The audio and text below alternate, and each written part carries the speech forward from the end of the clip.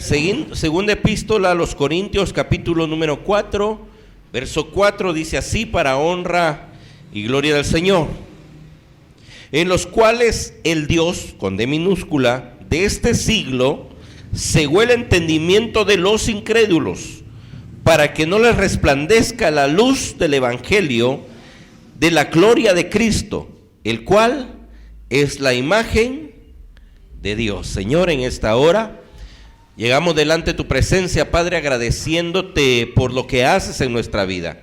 Agradeciéndote, Padre, porque siempre tienes una palabra fresca para nosotros. Permítenos hoy aprender lo que tú necesitas que aprendamos de esta palabra, pero también que lo pongamos por obra, Señor. Capacítanos para poder entender las cosas que no entendemos, para entender esos misterios que tú has querido que nosotros entendamos y que le han sido escondidas a los sabios. En el nombre de Jesús te lo pido. Amén y amén. Puede sentarse, mi amado hermano. Hay 4 objetivos que yo quisiera llegar a cubrir hoy con esta enseñanza. Y el primero es que aprendamos la diferencia de una influencia de una posesión demoníaca. Número 2, que aprendamos a reconocer que todos podemos ser influenciados por Satanás. Número 3, cerrar puertas para esas influencias. Y número 4, dimensionar los efectos de abrir puertas a influencias satánicas en nuestra vida. Les decía que estos temas pues son un poco irrelevantes para algunos, pero en realidad es necesario que nosotros como hijos de Dios lleguemos a conocerlos. Hemos tenido una serie de temas que al final pues van a aterrizar en una pregunta que vino hace algún tiempo a mi vida como pastor, y fue sobre las maldiciones generacionales. Les decía yo a los hermanos que no podemos tener un mensaje de 40 minutos y tener esa explicación. Prueba de ello es que ya llevamos más de 3-4 mensajes hablando de estos temas para ir a caer en él. Y pues precisamente viene a complementar los temas que hemos venido manejando, y se llama influencias del alma.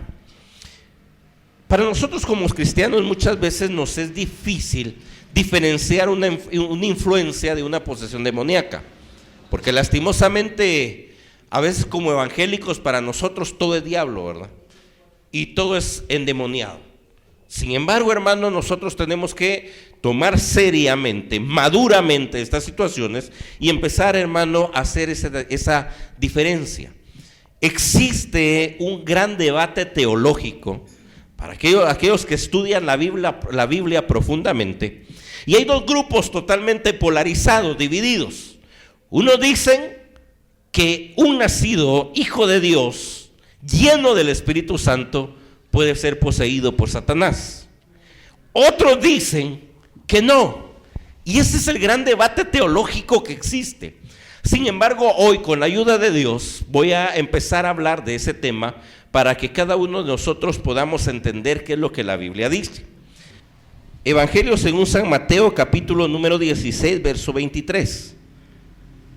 Porque él volviéndose dijo a Pedro: quítate delante de mí, Satanás, que me eres tropiezo, porque no pone la mirada en las cosas de Dios, sino en las cosas de los hombres. Quítate delante de mí, ¿qué dice? Satanás. Partiendo de ahí, muchos dicen, bueno, entonces el que estaba delante de él era Satanás dentro de Pedro para poderle hablar a Jesús. Entiendo, hermano, que no se lo dijo a cualquier persona, no se lo dijo a alguien que estaba pasando por ahí y escuchó lo que le decía. No era cualquier persona, era alguien que caminaba a la par de Jesús. Es posible las 24 horas del día. Alguien que escuchaba las enseñanzas del Señor todos los días. Alguien, hermano, que había presenciado la alimentación de los 5,000. No era cualquier persona la que estaba diciendo estas palabras. Pero, hermano, ¿cómo es entonces que nosotros venimos y escuchamos esa palabra del Señor Jesús sobre el apóstol Pedro? ¿Qué es lo que está sucediendo ahí? ¿Qué es lo que el Señor quiso decirle a Pedro al momento que él dijo esas palabras? Entonces, hermanos, Básicamente nosotros vamos a tener que primero desenredar lo que la palabra del Señor dice en ese versículo. Y yo quiero, si hay alguien que tenga la Biblia de las Américas, lo vamos a volver a leer. En la Biblia de las Américas ese mismo pasaje dice: pero volviéndose él, hablando nuevamente de Jesús, dijo: quítate delante de mí, Satanás, me eres piedra de tropiezo, porque no estás pensando en las cosas de Dios, sino en la de los hombres. Aquí ya cambia un poquito el asunto, ¿verdad? ¿Por qué cambia un poco el asunto? Porque ya nos está refiriendo precisamente, o está dando una explicación más amplia, una explicación más específica de lo que está pasando ahí y por qué fue que le dijo esas palabras. Número uno, le está diciendo: porque estás pensando en las cosas de los hombres y no en las cosas de Dios. Ahora la pregunta es: ¿en dónde estaba ese pensamiento? ¿Fuera de él o dentro de él?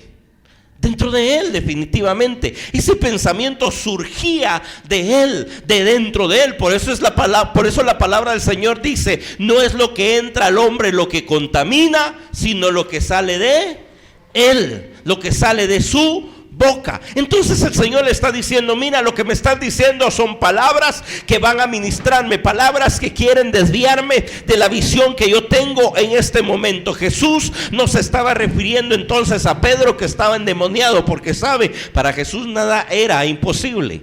Tanto así que no le hubiera costado reprender al demonio y que el demonio saliera de él. Si había sacado legiones de demonios, no iba a sacar uno de un apóstol. Amén. Entonces, en realidad, hermanos, si nosotros empezamos a pensar en esto, aquí no tenemos una posesión demoníaca como tal en Pedro, sino tenemos a Pedro apartando su mirada de las cosas de arriba y poniéndolas en las cosas de abajo. Hermano, ministrándose con cosas terrenales y no con cosas celestiales. Es por eso, hermano, que nosotros tenemos que entender qué es entonces una influencia sobre nuestras vidas. Yo coloqué un subtítulo aquí que se llama entendimiento entenebrecido. Y es que alguien que está influenciado tiene un entendimiento entenebrecido. ¿Qué es un entendimiento entenebrecido? La Biblia, hablando siempre en el segundo libro de los Corintios, capítulo número 4, verso 4, que fue el que nosotros usamos para iniciar hoy, pero con la Nueva Traducción Viviente dice de la siguiente manera: Satanás, quien es el Dios de este mundo, ¿quién es el Dios de este mundo? ¿O quién es el Dios del mundo? Satanás ha cegado la mente de los que no creen. Son incapaces de ver la gloria de la luz de las buenas noticias. No entienden este mensaje acerca de la gloria de Dios, quien es la imagen exacta de Dios. Entonces, en realidad, ¿qué es, hermano, lo que Satanás busca al tomar esa influencia sobre nuestras vidas? Lo que él busca es, hermano, que nosotros no entendamos el mensaje del evangelio de la salvación de un Dios que vive y permanece por los siglos de los siglos. ¿Y sabe cómo lo va a hacer? Entenebreciendo la mente. Cuando aquí habla, dice, ha entenebrecido la mente de los que no conocen al Señor, de los que no conocen a Dios. Está hablando aquellos precisamente que no han aceptado a Cristo como su único y suficiente Salvador. Entonces, el objetivo principal de esto es que la luz no brille en sus vidas. Ahora, ¿qué significa entenebrecido? Entenebrecido viene o se deriva del latín de dos palabras compuestas: in, que significa en, y tenebrecere, que significa oscurecer, que no es más que hacer que algo sea o parezca lóbrego, oscuro, triste, tenebroso, lleno de tinieblas, aunque también se refiere a entristecer o llenar de pesadumbre. Entenebrecer entonces significa, hermanos, que haya oscuridad. significa, hermanos, que uno vea algo oscuro, algo que no se entiende, algo en lo que no se puede caminar. Pero número dos, también significa, y eso guárdelo por lo que vamos a ver más adelante, significa entristecer o llenar de pesadumbre. Entristecer o llenar de pesadumbre. Ahora, ¿por qué le doy le doy esta pequeña introducción en ese sentido? Porque entonces cuando nosotros entendemos esto, vamos a entender, hermano, que Satanás definitivamente nos quiere apartar de la gloria de Dios. Nos quiere apartar de la obra de Dios. Nos quiere apartar, hermano, del gozo del Señor. Nos quiere apartar, hermano, de esa alegría que nosotros tenemos en el Señor. Al punto, hermano, que muchos de los que han sido influenciados por las mentiras del diablo, el día de hoy pueden andar tristes. El día de hoy, hermano, pueden andar derrotados. El día de hoy, hermano, no se gozan en la gloria de Dios. No estoy hablando, hermano, vuelvo a repetirlo, de que estén poseídos por Satanás. Sin embargo, han dejado que Satanás influencie sus vidas, hermano, para retirarlos de la gloria de Dios. ¿Cuántos bendicen y glorifican el nombre del Señor? Existen básicamente dos tipos de influencias que nosotros encontramos en la Biblia. Número uno, influencias externas. Si quiere lo anota ahí, influencias externas. La Biblia nos habla de esas influencias externas de una manera bastante poética y lo llama dardos del enemigo. De esa manera le llama el enemigo. De hecho, incluso hasta Disney en sus caricaturas, o varios, establecen este tipo de influencias. ¿Y cómo lo hacen? Yo creo que todos nosotros hemos visto más de alguna caricatura en las que se pone un ser rojo y un ser blanco de este lado, y uno le dice hágalo y otro le dice no lo hagas. Uno le dice, ¿ya viste lo que está diciendo? Pues está diciendo tal y tal cosa, está actuando de tal y tal manera. Y el otro le dice, no, lo que pasa es que tú le caes bien. Y están esas dos vocecitas siempre hablándole. Lo hemos visto en una caricatura. Y aunque parezca chiste, y aunque parezca algo de caricatura, la Biblia nos habla precisamente de esos dardos. En Efesios capítulo número 6, verso 16. Si usted quiere, lo busca ahí. Efesios capítulo número 6, verso 16. Búsquelo ahí en su Biblia.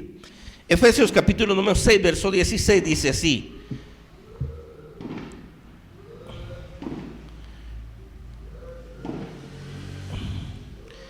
Gloria al Señor. Dice: sobre todo tomad el escudo de la fe, con que podáis apagar los dardos, ¿de qué?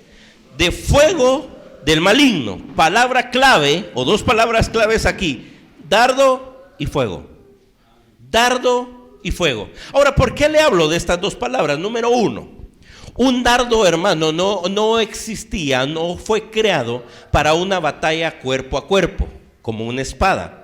Una espada, hermano, era utilizada, quise decir, por los soldados para tener una batalla cuerpo a cuerpo, físicamente con una persona. Mientras un dardo tenía que ser lanzado de un lugar, pues básicamente lo más alejado posible. Número uno. Número dos, se tenía que tener el tiempo específico, se tenía que tener un tiempo razonable para poder apuntar al blanco y poder dar en el blanco. Ese era un dardo. No iba a tomar un dardo usted y se iba a acercar cuerpo a cuerpo a la persona y decirle, ya te puyé. ¿Verdad que no? El dardo era lanzado de lejos. El enemigo, la Biblia me dice que anda como león rugiente viendo a quién devorar. Él está al acecho.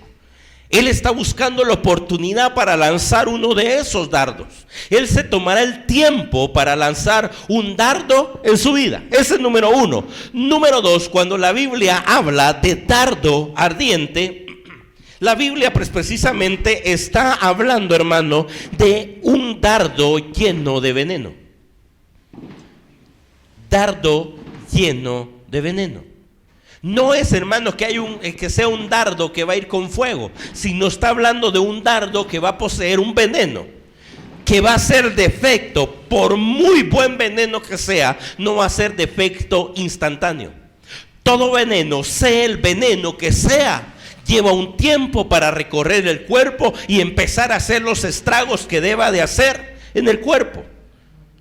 Quiere decir que no teniendo el pinchazo del dardo en su cuerpo en ese momento usted va a caer fulminado. No, puede ocurrir cosas diversas en su cuerpo dependiendo del veneno que hayan puesto en ese dardo. Posiblemente ese veneno vaya a atacar su sistema nervioso y el corazón se le vaya a parar.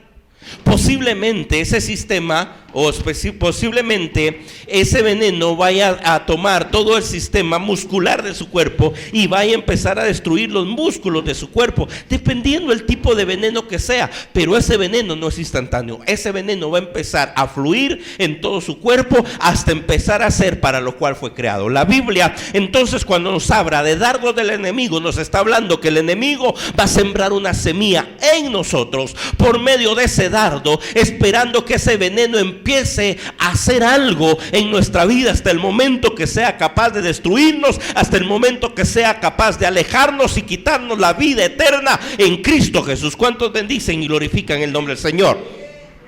Entonces, la Biblia aquí nos aclara y nos dice que para evitar esos dardos del enemigo tenemos que tener el escudo de la fe. El escudo de la fe. Ese escudo no va a permitir que el veneno nos toque. Ahora bien, no evita que no sean enviados. Aquí en ningún momento le está diciendo, si usted tiene el escudo, no le van a enviar dardos. Aquí le está diciendo, usted tiene que tener el escudo porque le van a enviar dardos. Eso es lo que está aclarando en este versículo. Y este versículo no se lo está dando Pablo a los del mundo. ¿A quiénes se los está dando? A la iglesia de Corinto. A los cristianos evangélicos de aquel tiempo dentro de la iglesia les estaba diciendo, mis amados hermanos, les tengo una noticia. Satanás les va a tirar dardos de fuego envenenados, pero ustedes tienen que tener el escudo de la fe para poder resistir al diablo. Eso es lo que les está diciendo Pablo aquí. No les está dando promesa de falta de dardos, sino les está dando advertencia que van a haber dardos en nuestra vida como cristianos. No importa que usted sea entregado 1000, 2000 o 3000% al Señor, dardos van a haber sobre sus vidas. Van a haber dardos para aquel que viene un día a la semana como para aquel que está todos los días aquí. Van a haber dardos para aquel que tiene privilegios como para aquel que no tiene privilegios. Van a haber dardos para aquel que no tiene ningún ministerio como para los pastores, los evangelistas o apóstoles o lo que sea. Van a haber dardos en su vida. Eso es lo que nosotros tenemos que entender. Y por eso es, hermano, que tenemos que tener ese escudo de la fe. Cuando la Biblia nos habla del escudo de la fe, debemos de entender cuál es ese escudo o cómo adquirimos ese escudo. Porque, hermano, no se puede ir a comprar a la tienda de la esquina. No se puede adquirir, hermano, porque el pastor le imponga manos. Hermanos, ese escudo nosotros tenemos que formarlo. Por eso es que la Biblia dice en Romanos capítulo número 10, verso 17, y voy a leer ahí la Nueva Biblia al Día. ¿Por qué estoy cambiando mucho de versiones o de traducciones? Estoy cambiando mucho de traducciones para que vayamos entendiendo lo que quiero dar a entender en cada uno de esos versículos. Dice así: así que la fe viene como resultado del oír el mensaje. Y el mensaje que se oye es la palabra de Cristo. Oiga bien. Así que la fe viene como resultado del oír el mensaje, y el mensaje que se oye es la palabra de Cristo. ¿Sabe por qué muchas veces el enemigo nos baja, pero así, mire, hermano, de voladita? Porque nuestra fe no está puesta en Cristo. Porque, hermanos, no somos personas que dedicamos nuestro tiempo a llenarnos de la palabra de Dios. Porque aquí la Biblia no solamente dice, ustedes tienen que tener el escudo de la fe oyendo el mensaje de Cristo, pero también aclara, hace una doble aclaración aquí, si usted se da cuenta, porque nos dice el oír el mensaje. Y le aclara todavía y le dice, y el mensaje que oye es la palabra de Cristo. ¿Qué nos dice eso? Lo que nos dice eso es que usted puede oír lo que a usted se le antoje. Usted puede oír lo que usted quiera. Pero Él le da un consejo, que lo que tiene que escuchar usted es el mensaje de Cristo. Por eso es, hermano, que nosotros tenemos que ser muy atentos en lo que nosotros escuchemos, con lo que nosotros nos alimentemos, porque eso nos va a dar el escudo de la fe. Eso, hermano, nos va a hacer a nosotros grandes cristianos y nos va a dar un escudo poderoso para que no seamos influenciados tan fácilmente. Pero ¿sabe algo? Muchas veces nosotros nos equivocamos y metemos cualquier cosa por este lado. Cualquier cosa por este lado. Más los que viajamos en vehículo, ¿verdad? Tenemos 2 horas, 3 horas para subir a la capital. Y si vamos en nuestro propio vehículo, si Dios nos ha bendecido con eso, empezamos a buscar la emisora, ¿verdad? Un corito. Cristo no está muerto, Él está vivo. Ay, no, qué aburrido esto, mejor busco otro. Y empezamos a oír y a buscar en radio. De repente encontramos ahí algo que no nos conviene. Y nos quedamos ahí. Ay, cómo me trae recuerdos esta canción. Y empezamos a oírlo y nos quedamos ahí.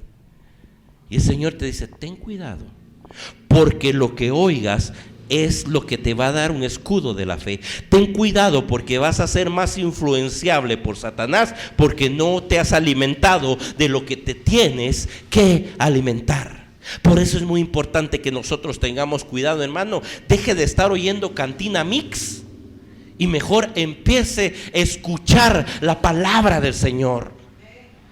¿Y cuál es el mensaje, hermano, que quiero decirles en esto? Hermano, busque alimentarse de la palabra del Señor. Y ¿sabe que nos comunica a nosotros con el mundo externo? Lo que a nosotros nos comunica con el mundo externo. Cuando hablo de mundo externo, estoy hablando de todo ese físico que nos rodea. Hermano, eso que nos rodea, nosotros lo aprendimos en primaria. ¿Cómo nos comunicamos? Nosotros tenemos ¿cuántos sentidos? 5 sentidos. El sentido de tacto, el sentido del oído, de la vista, del gusto y del olfato. Usted, hermano, no puede saber si hay un lugar y hay un olor desagradable si no tuviera olfato. Le daría lo mismo estar donde usted esté.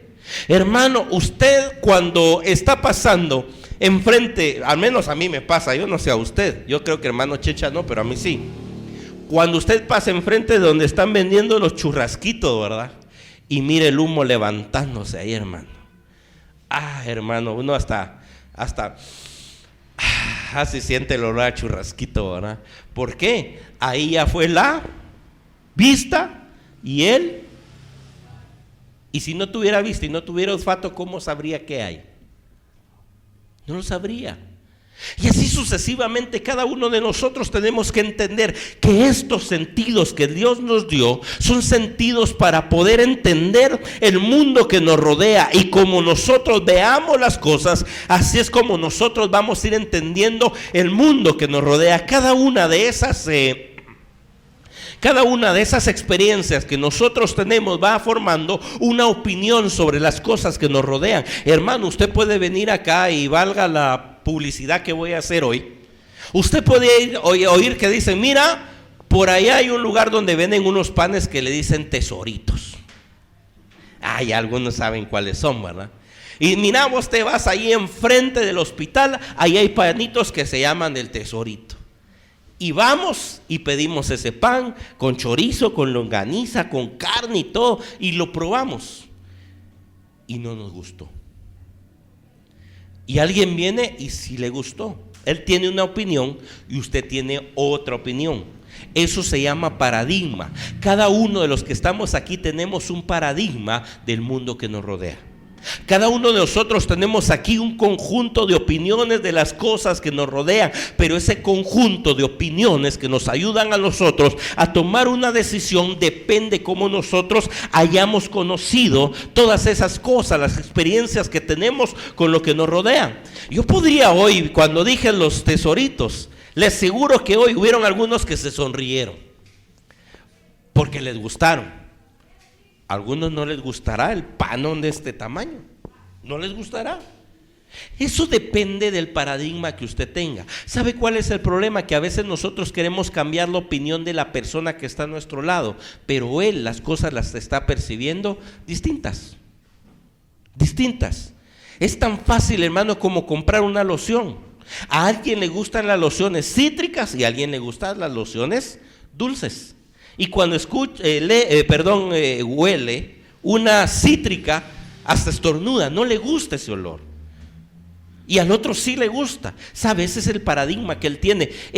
Para él nunca va a comprar una cítrica, nunca lo va a hacer. ¿Y sabe por qué? Porque él, en su forma de tomar las cosas, la experiencia que tuvo, hermano, eso formó un paradigma, una opinión que él tiene sobre algo que está ahí. ¿Sabe? Satanás es experto en usar esos sentidos para que nosotros empecemos, hermano, a cambiar nuestra visión, nuestra forma de pensar de las cosas que nosotros vemos. Y oiga que estoy hablando de cosas externas. Por eso es, hermano, que nosotros debemos de entender algo. La Biblia nos habla precisamente de ese tema cuando habla sobre las tentaciones de Jesús en el desierto. ¿Quién de nosotros no conoce esos pasajes? ¿Quién de nosotros no conoce ese trozo de Biblia cuando habla, hermanos, que Satanás quiso tentar a nuestro mismo Señor en medio del desierto? Si nosotros profundizamos un poco más y abrimos nuestros ojos ahí, nos vamos a dar cuenta que Satanás utiliza precisamente esos sentidos para que el Señor Jesús cambie la forma de ver sus cosas. ¿Y cómo lo hace? Son 40 días que no habías comido. ¿Sabes algo? Aquí hay un pan. Haz que estas piedras se conviertan en pan para que te quites el hambre. Hermano, ese era un sentido. Ese era un sentido. Hermano, ¿por qué cree usted que lo sube a lo más alto de un edificio y le dice: mira, todo lo que tú ves, todos los reinos que tú ves van a ser tuyos? ¿Sabe qué estaba usando ahí? Estaba usando la vista. Le estaba diciendo: mira, yo quiero cambiar la visión que tú tienes. Hermano, tenemos que tener cuidado con el alimento que entra a nuestro cuerpo por medio de esos sentidos. Yo no me explico, yo no entiendo cómo nosotros queremos tener fe viendo películas, hermanos, satánicas. No me explico cómo queremos alimentar nuestra fe, hermano, viendo una pornografía que no debemos de ver. No me explico cómo nosotros queremos alimentar nuestra fe escuchando chismes, escuchando cosas que a nosotros no nos edifican. No me explico cómo queremos que nuestra fe aumente, que nuestro escudo sea fortalecido cuando nosotros no nos alimentamos con esa palabra que a nosotros nos debe de edificar día a día, día a día. ¿Cuántos bendicen y glorifican el nombre del Señor? No me explico. No me explico cómo como cristianos nosotros somos capaces de hasta tomarnos fotos y subirlas al Face viendo películas como la de It. ¿Sabe de qué le hablo? Ese payaso feo que sacaron asesino. Y ahí están los cristianos evangélicos en la entrada del cine, va a tomarse fotos, porque aquí viendo la película de It. Discúlpenme, hermanos, pero ahí lo que nosotros estamos haciendo es abriendo puertas, que es lo que vamos a hablar ahorita, para que Satanás tome control de nuestras vidas completamente. Por eso es, hermano, que yo quiero que leamos ahí, en Génesis capítulo número 3, verso 6. Génesis capítulo número 3, verso 6 dice: y vio la mujer que el árbol era bueno para comer y que era agradable a los ojos, y el árbol codiciable para alcanzar la sabiduría, y tomó su fruto y comió, y dio también a su marido, el cual comió así como ella. ¿Cuál es el primer paso? Y dice: y vio la mujer.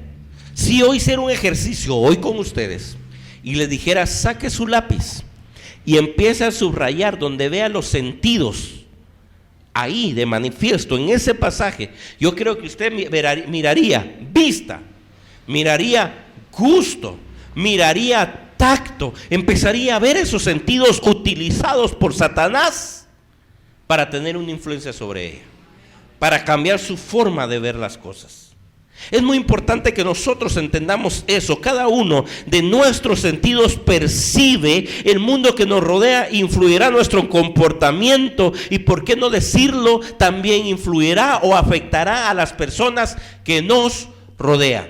1 Timoteo, capítulo número 2, verso 14 dice: y Adán no fue él engañado, sino que la mujer, siendo engañada completamente, cayó en transgresión. ¿Fue engañado Adán ahí? Según ese pasaje, léalo. Estoy hablando de 1 Timoteo, capítulo número 2, verso 14. Primera epístola a Timoteo, capítulo número 2, verso 14. ¿Quién fue engañado? ¿Adán o Eva? Eva. ¿Y por qué sacaron a Adán del paraíso?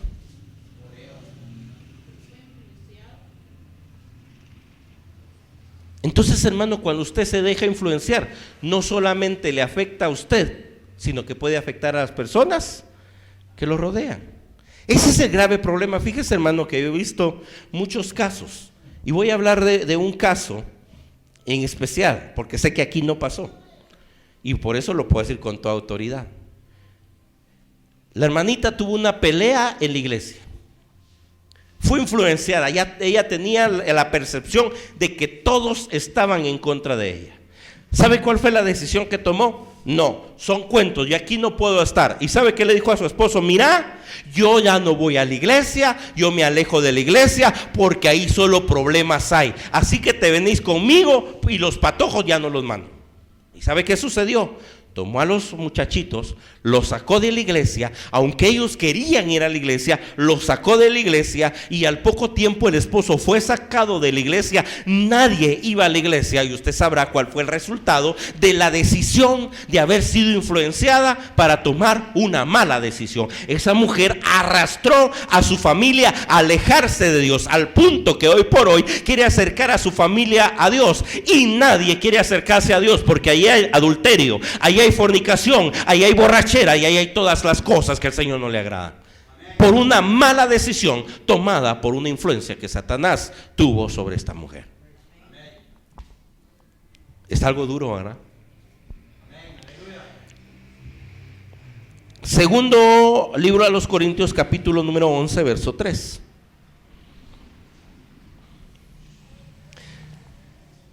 Segundo libro a los Corintios, capítulo número 11, verso 3. Dice así: pero temo que, eso lo dijo Pablo, pero temo que, así como la serpiente con astucia engañó a Eva, vuestras mentes sean desviadas de la sencillez y pureza de la devoción a Cristo. Pero temo que sus pensamientos, que su mente, que lo que ustedes están pensando sea engañada. ¿Está hablando de posesión demoníaca aquí Pablo? No. Pero está hablando que nosotros podemos ser influenciados en nuestros pensamientos, en nuestras mentes, por Satanás. ¿Qué es lo que queremos nosotros hacer? Y sé que tenemos poco tiempo, así que deme 5 minutos y yo le voy a ampliar este tema cuando hablemos un poco más de demonología. Hoy la idea era que conociéramos qué era una influencia. Influencias internas.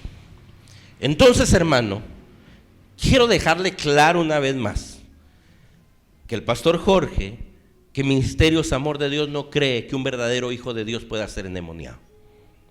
No lo creo. Porque yo encuentro versículos como Efesios capítulo número 1, verso 14, que dice: ¿acaso puede habitar la luz con las tinieblas? Según de Corintios capítulo número 6, verso 14 dice: el que no es conmigo contra mí está. Mateo capítulo número 12, verso 30 dice: podría hablar el Señor y dice: el que no está conmigo está contra mí. Hermano, Dios no comparte su gloria. Dios no comparte su gloria.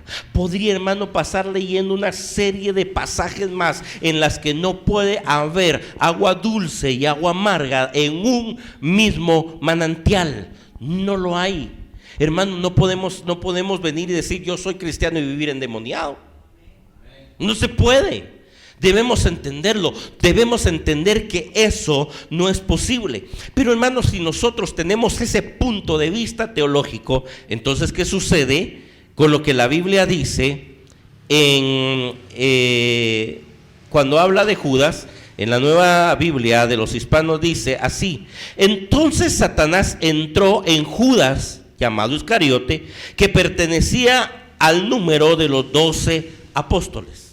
Si usted lee ese pasaje, dice entonces Satanás entró ¿en quién?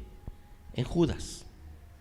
Literalmente dice Satanás entró en Judas, en uno de los apóstoles. ¿Qué pasa entonces con ese versículo? Quiero decirle algo.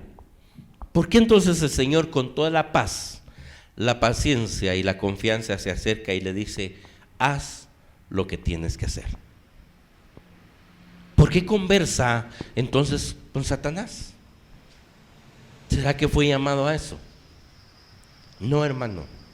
Quiero decirle que hay un segundo nivel que nosotros vamos a tener de influencia. Es una influencia interna. Y como le digo, tenemos poco tiempo. Lastimosamente con estos temas yo siento que el tiempo se nos pasa demasiado rápido. Pero le prometo que el siguiente tema vamos a ampliar esto. Solamente tomo unos minutitos para que se lo lleve a su casa.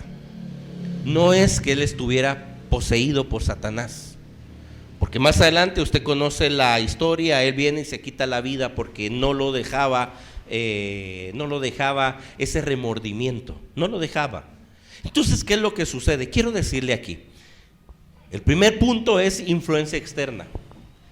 Esa influencia externa va a llegar a que Satanás tome el control sobre las decisiones que usted toma. Cuando usted esté en ese punto, déjeme decirle, hermano, usted ya no está bajo la cobertura completa del Señor. Y entonces sus decisiones son completamente distintos. ¿Sabe de qué le estoy hablando aquí? De gente, hermano, que tal vez no está poseída, pero ha ido a visitar a un brujo, a un hechicero. De gente que no está poseída, hermano, pero le gusta mucho el ocultismo, le llama la atención. La Biblia le llama a eso abrirle puertas al enemigo. Y nosotros abrimos puertas al enemigo.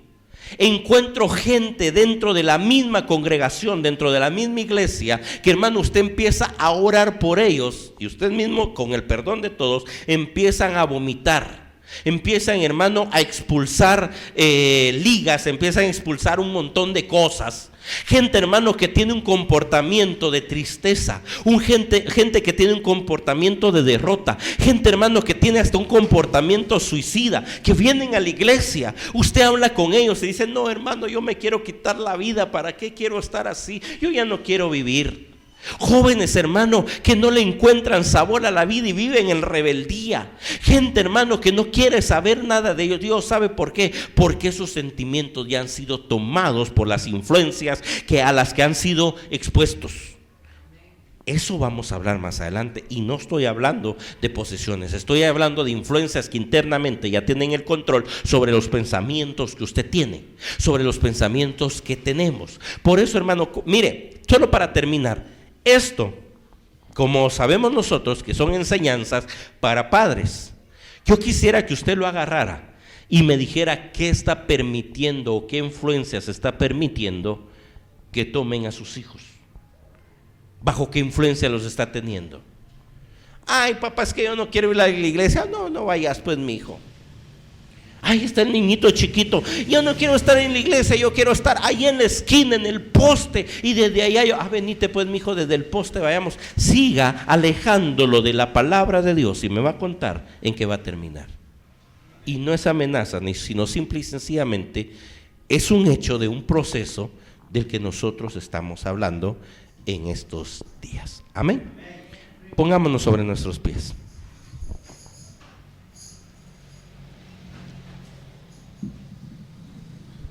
Señor, Gracias te doy, oh Dios Todopoderoso.